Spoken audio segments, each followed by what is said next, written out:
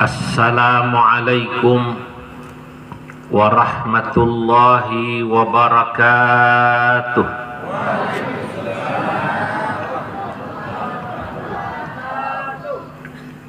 Alhamdulillahi rabbil alamin. Wassalatu wassalam ala man ursila rahmatan lil alamin. Sayyidina wa habibina wa syafi'ina wa maulana Muhammadin wa ala alihi wa ashabihi al-ghurril mayamin wa man tabi'ahum bi ihsan wa man sara ala nahjihim min ayyamin madiyah ila yaumiddin, amma ba'du. Fanahbatul ulama'i syajaratun tayyibah asluha thabitun wa far'uha fis sama' wa hiya ta'ti bi bayani syari'ati allati hiya adlun kulluha rahmatun kulluha masalih kulluha hikamun kulluha wa tal'abu hadhihi al-jam'iyya dawraha fi islahil ummah wa islahil watan wa islahil ardil ma'murah. Hadratal muhtaramin, para alim ulama, para masyayikh, para kiai, para tuan guru, wabil khusus yang saya muliakan sahibul ma'had, tuan guru Ma'arif bin Ma'mun Diranse, pengasuh pondok pesantren Manhalul Ma'arif. Tamu kita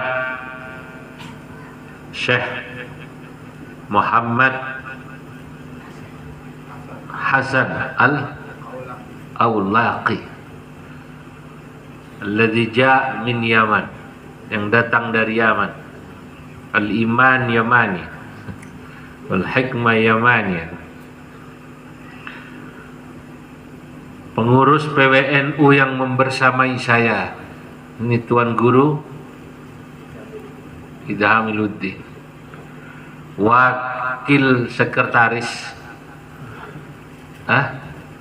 Akwan ya, lalu Daud Akwan apa wakil sekretaris? Wakil sekretaris yang juga Menteri Perhubungan yang menghubungi saya, yang juga menyiapkan pengangkutan. Jadi kalau di Malaysia saya diundang satu ketika oleh Wakil Menteri Perhubungan Malaysia. Wakil Menteri itu kalau di Malaysia namanya Timbalan Menteri.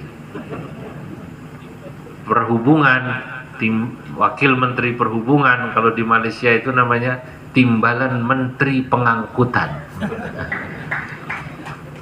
Jadi Pak Lalu Daud ini namanya Menteri Pengangkutan. Caleg ya, caleg katanya, caleg betul. Caleg apa sih? DPR RI. Ya. Oh, tadi ada juga caleg dari PKB, mana tadi? Nah, berdiri sini. Yang DPR RI Pak Lalu berdiri di sini, berdiri di sini. Tidak apa-apa, berdiri sini. Sini. Yang di sini tidak apa-apa. Nah, ini NU ini rukun, Pak. Oh, paman ya. Ini satu Demokrat, satu dari mana? PKB. Alhamdulillah. Saudara beda partai tapi sama-sama NU rukun. Beri tepuk tangan. Iya, itu. Nah, amin. Para hadirin hadirat yang hadir, insyaallah semoga semua dicatat dalam deretan ahli surganya Allah. Malam hari ini tiang bergembira bisa bertemu dengan pelungguh Sami. Kembali kali kedua di Pondok Manhalul Ma'arif, di rumah Rois Syuriah PCNU Lombok Tengah. Betul ya Tuan Guru ya? Alhamdulillah. Lombok NTB ini memang NU-nya luar biasa. Tadi saya datang ke Lombok Barat ya. Alhamdulillah, memang dari dulu, dari zaman Tuan Guru Soleh Hambali Bangkal sampai pada zaman Tuan Guru Turmudi sekarang ini, sampai pada zaman Tuan Guru Ahmad Taqi Yuddin Mansur, dan sekarang juga pada zaman Tuan Guru Ma'arif NU di Lombok ini, alhamdulillah terus tumbuh, terus berkembang ajarannya, pahamnya, pondok-pondoknya semakin besar. Saya harus memuji Pulau Lombok yang terkenal dengan Pulau Seribu Masjid ini, dan bagaimana NU di sini yang hidup dengan beberapa bait yang saya baru saja buat. Ya, saya harus menyebut orang-orang yang luar biasa. Semoga nanti pada masanya saya sebut juga Tuan Guru Ma'arif. Belum saya sebut karena belum begitu sepuh dan masih hidup soalnya. Kalau masih hidup itu takut berubah gitu. Karena biasanya orang tak boleh memuji yang masih hidup gitu ya. Ini mengikuti lagunya Burdah pakai Bahar Basit. Ya ajmalal baldati bi alfi masjidiha fannafsu ta'jizu an nisyani bahjatiha ya Rabbi bil Mustafa balligh maqasidana waghfir lana ma madaya wasi'al karami ya ajmalal baldati bi alfi masjidiha فالنفس تعجز عن نسيان بهجتها يا ربي بالمصطفى بلغ مقاصدنا واغفر لنا ما مضى يا واسع الكرم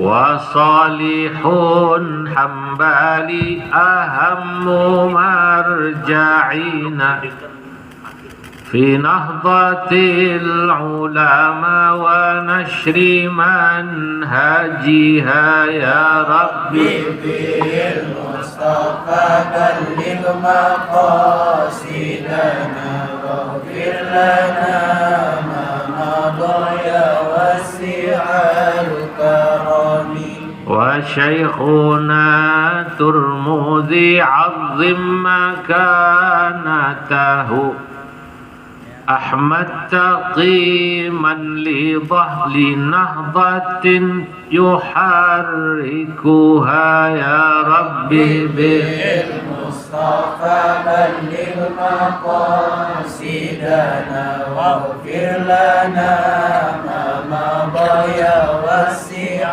الكرم يا ليت بعدهم كوادر دعام ترعى لأمتنا ربي ليحفظها يا ربي بالمصطفى بلغ مقاصدنا واغفر لنا ما مضى يا واسع الكرم Ya ajmalal baldati, wahai pulau terindah yang pernah aku lihat, bi alfi masjidiha, dengan gelar pulau 1000 masjid.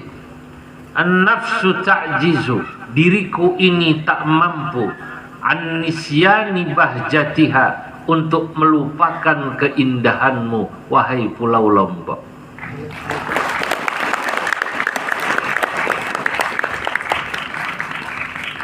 wa Salihun Hambali, dan Tuan Guru Soleh Hambali Bengkel.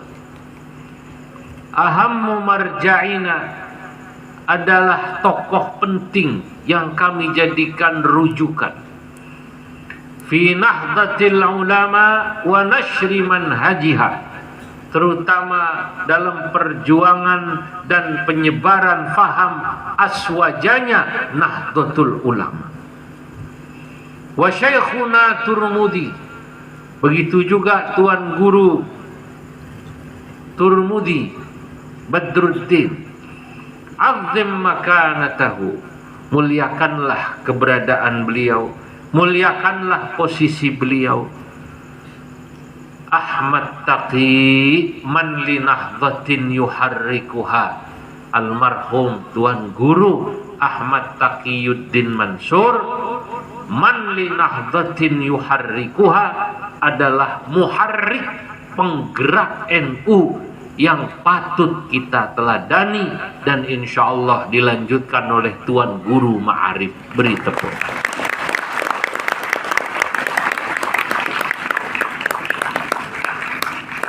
Ya laita ba'dahum kawadir di'amun, duhai andai kata sesudah beliau-beliau nanti akan ada kader-kader NU. Kader itu jamaknya kawadir ya. Yang disara mu'arrab ya. Yani kader itu bahasa Inggris. Kemudian jadi bahasa Arab disebut kader, jamaknya kawadir. Ya. Akan lahir kader-kader NU, santri-santri NU dari manapun, terutama nanti dari pondok Manhalul Ma'arif, menjadi tokoh-tokoh besar. Tidak saja tokoh di pulau ini, di provinsi ini, bahkan tokoh nasional nanti akan muncul dari alumni pondok pesantren Manhalul Ma'arif. Tar'ali ummatiha, yang kader-kader itu akan merawat umat Islam. Rabbi liyahfadhaha, duhai ya Rabbi Allah ya Tuhanku, semoga kau menjaga umat kami dan menjaga Nahdlatul Ulama khususnya. Amin ya Rabbal Alamin. Saudara-saudara, kenapa NU bisa hidup di sini, bisa dicintai di sini? Jawabannya, NU dicintai oleh masyarakat sama seperti kenapa Nabi Muhammad sallallahu alaihi wasallam dicintai oleh umatnya. Nabi dicintai oleh umatnya dimanapun, sehingga jika datang bulan Maulid semua orang memperingati Maulidnya. Sama seperti jika ada orang alim wafat, muridnya menghaulinya. NU dicintai.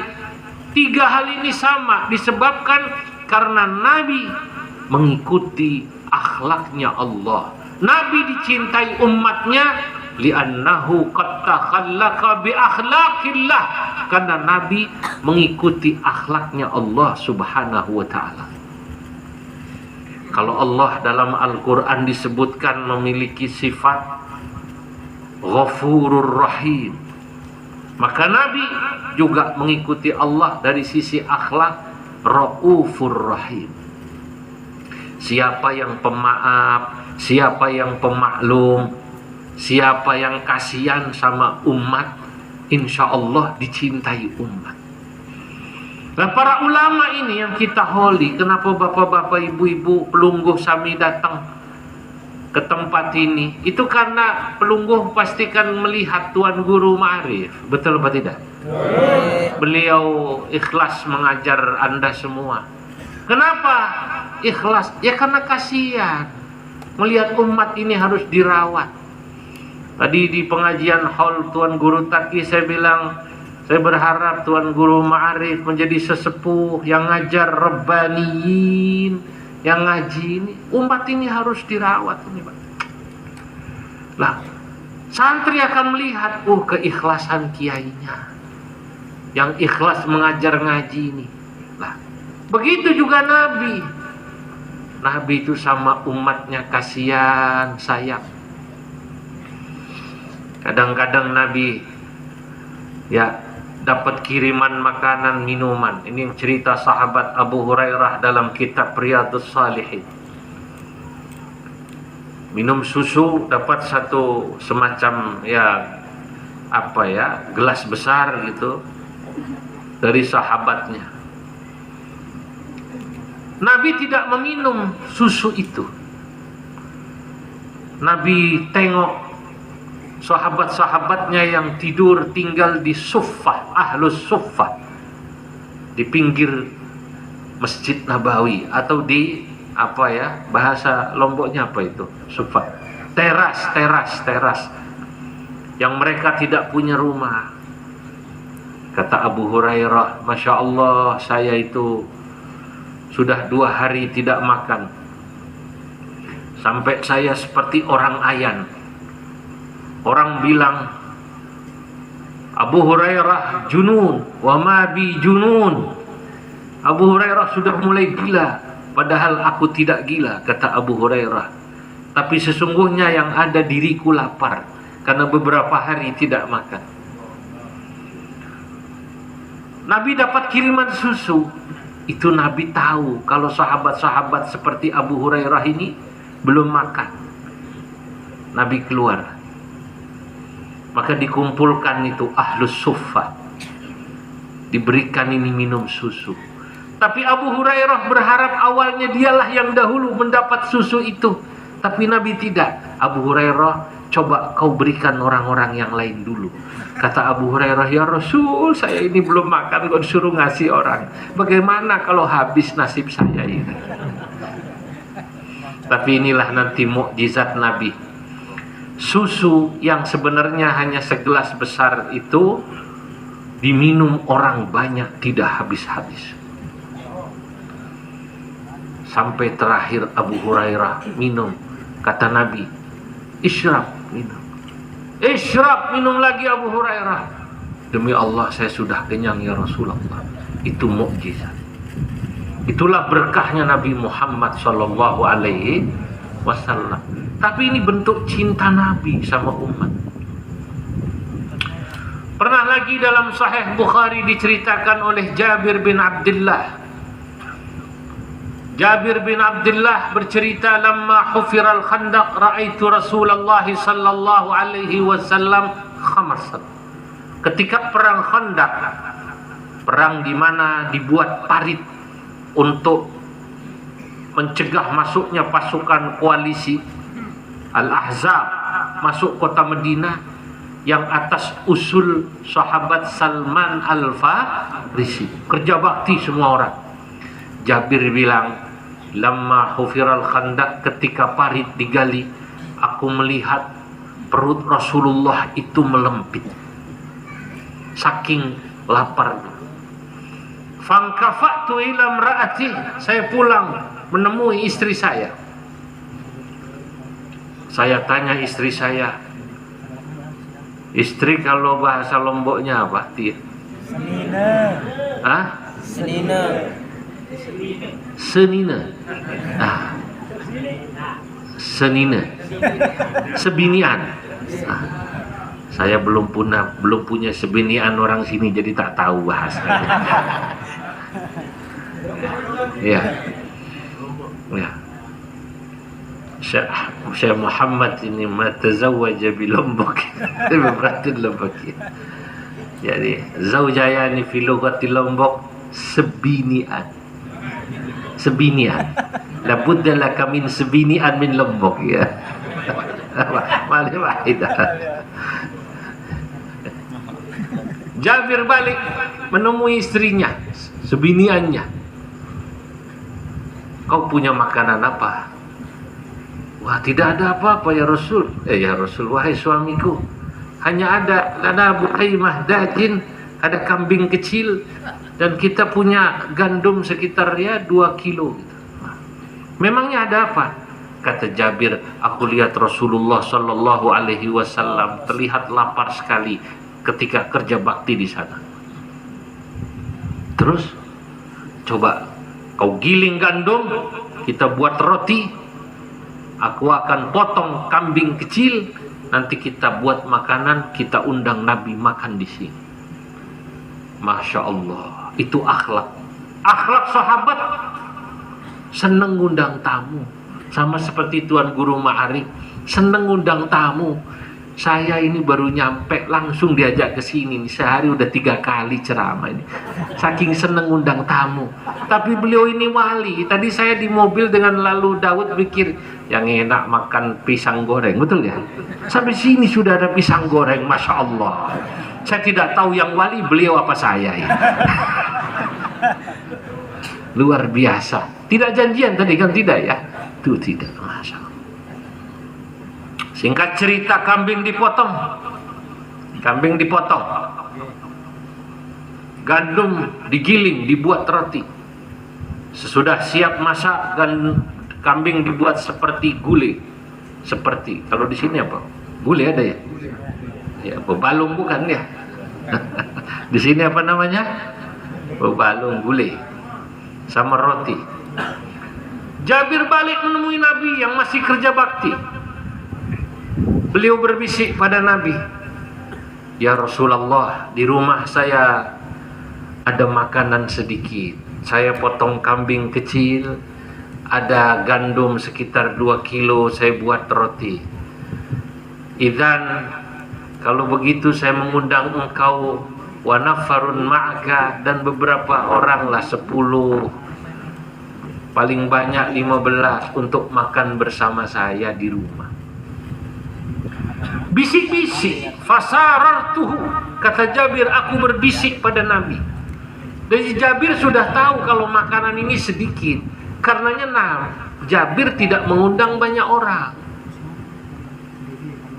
Sama seperti Tuan Guru Ma'arif tahu kalau pisang gorengnya hanya 3 piring, maka hanya ditaruh di depan, situ tidak dikasih.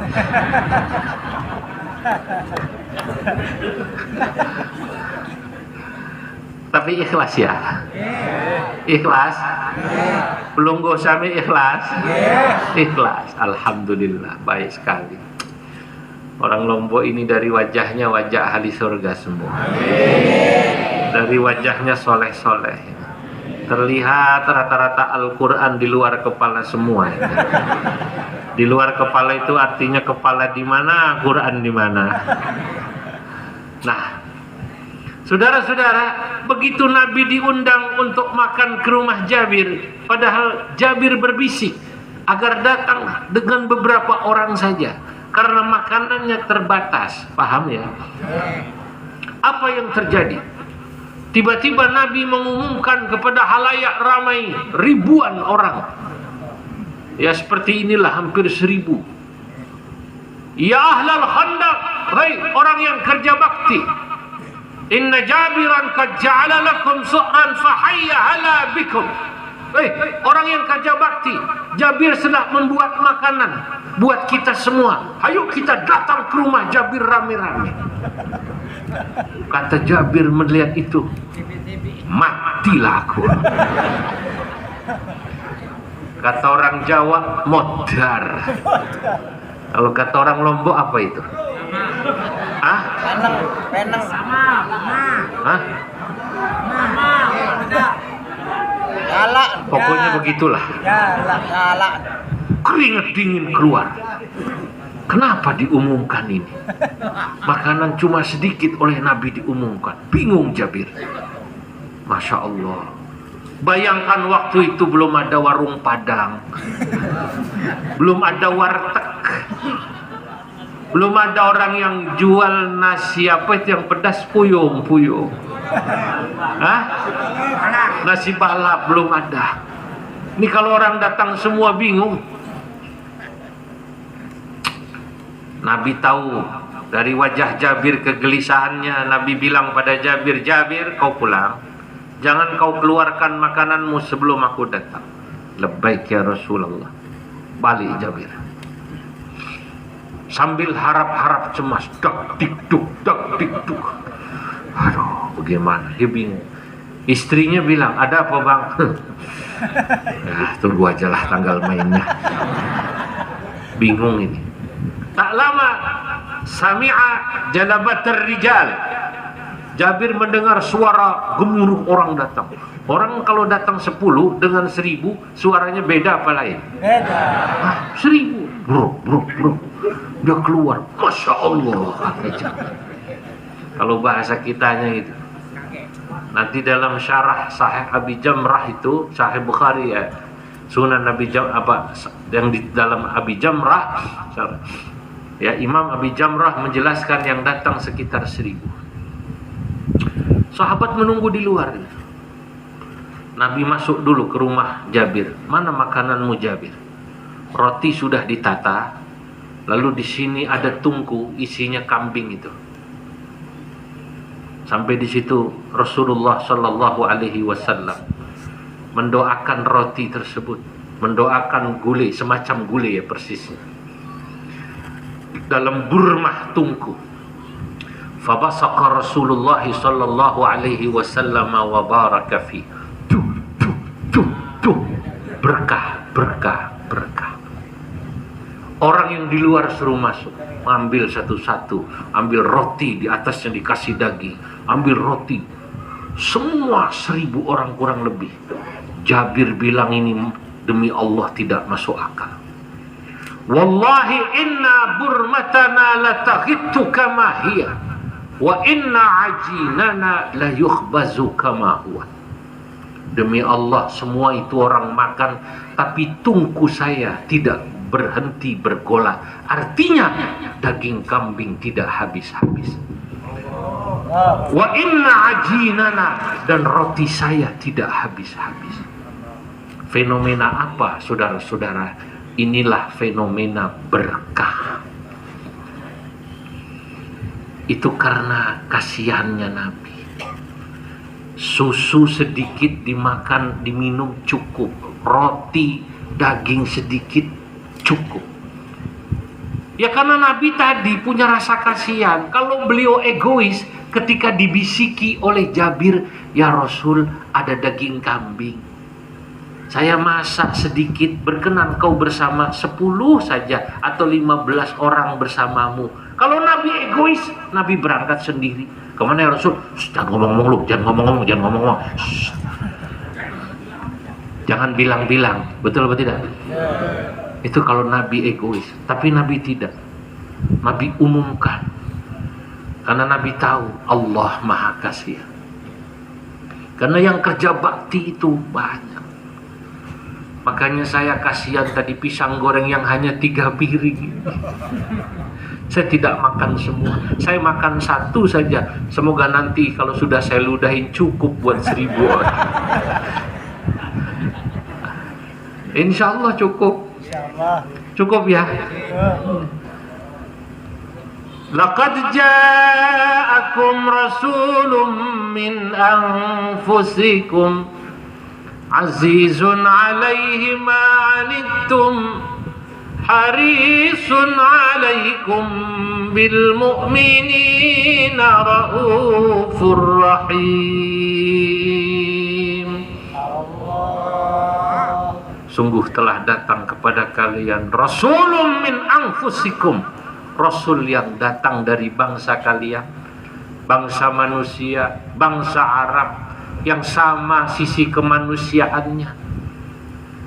Nabi memiliki sisi basyariah, yang ada lelah juga sama seperti manusia, yang ada mungkin kadang kecewa. Itu kenapa Nabi dipilih dari manusia bukan malaikat, supaya tahu. Itu kenapa Nabi kadang-kadang kalau berbicara azizun alaihi ma'anittum, pedih, berat bagi Nabi penderitaan, kesusahan umat. Maka Nabi itu selalu memikirkan umatnya.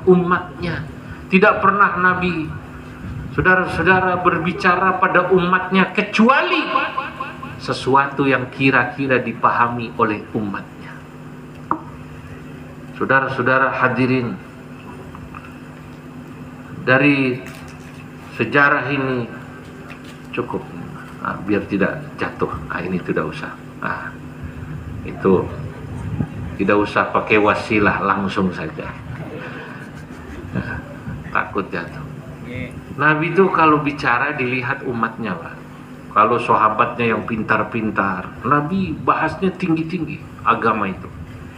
Seperti sahabat Abu Bakar, Umar bin Khattab, Umar bin Utsman bin Affan, Ali bin Abi Thalib. Itu kalau yang ngaji pinter-pinter, bahasan Nabi tinggi. Tapi kalau sahabat yang awam-awam, Nabi bahasanya sederhana. Lah ulama begitu, ulama mestinya harus kasihan juga pada umat. Ini umat awam, bahasanya yang mudah saja, tidak usah yang sulit-sulit. Karena memang agama itu mestinya memudahkan dan menggembirakan. Agama itu bukan menyusahkan dan menakutkan. Betul apa tidak? Nabi katakan dalam hadis, yassiru wa la tu'assiru, basyiru wa la tunaffiru. Yassiru, mudahkanlah. Artinya jelaskan agama dengan mudah. Wa la tu'assiru, jangan persulit, jangan menyusahkan umat. Makanya ketika datang pada Nabi seorang awam yang sholatnya mungkin jarang, dia bertanya, ya Rasulullah, tunjukkan buat saya apa amalan yang bisa membuat saya masuk ke dalam surga. Nabi lihat potongannya ini. Oh, kata Nabi, orang ini imannya belum tinggi. Beda seperti jamaah Manhalul Ma'arif ya. Kalau ini kan insya Allah imannya tinggi-tinggi nih Pak. Apa kata Nabi? Sholat 5 waktu dijaga. Hanya itu ya Rasul? Iya. Tidak ada yang lain? Sudah, itu saja dijaga. Kata sahabat itu, saya akan kerjakan sholat 5 waktu, tidak kurang, tidak lebih. Kalau jual beli pas bandrol. Orang itu pergi. Nabi bilang, aflaha in sadaq. Orang itu beruntung. Insya Allah pasti masuk surga jika dia sesuai perkataannya akan menjaga sholat 5 waktu. Kenapa? Ya ini orang awam. Oh, nanti kalau yang ngaji itu tinggi-tinggi, Abu Dzar dan lain-lain, bahasanya tinggi. Nah, di NU, Nahdlatul Ulama ini juga harus ada ulama-ulama, kiai-kiai yang bisa menjelaskan agama NU dengan bahasa yang mudah. Kami punya forum namanya Bahsul Masail, yang kalau sudah bicara keilmuan, Masya Allah, itu seperti mufti yang saling berdebat hukum. Semua pakai dalil. Kalau ini hadis ini mutawatir am ahad, diskusinya panjang. Ini hadisnya, kalau dia bertentangan dengan hadis yang satu, at-ta'arud, apakah bisa di al-jam'u, digabungkan? Mana dulu yang menasa atau yang dinasa atau di al-jam'u? Ini kalau yang diskusi sesama ulama. Bapak-bapak, ibu-ibu ini dengar pasti manggut-manggutnya kurang begitu paham kan? Ya. Berat. Tapi kalau yang sama awam-awam ini, jelaskan yang mudah. Ya itu Nabi begitu Pak. Dan Al-Quran, agama itu sesungguhnya kalau kita perhatikan gaya bahasa yang digunakan oleh Al-Quran, uslub yang dipakai oleh Al-Quran adalah uslubul awam, gaya bahasa yang digunakan buat orang awam. Dan karena ini saya meyakini di surga itu orang yang paling banyak masuk surga adalah orang-orang awam seperti bapak-bapak, ibu-ibu, bukan anggota dewan yang banyak, bukan.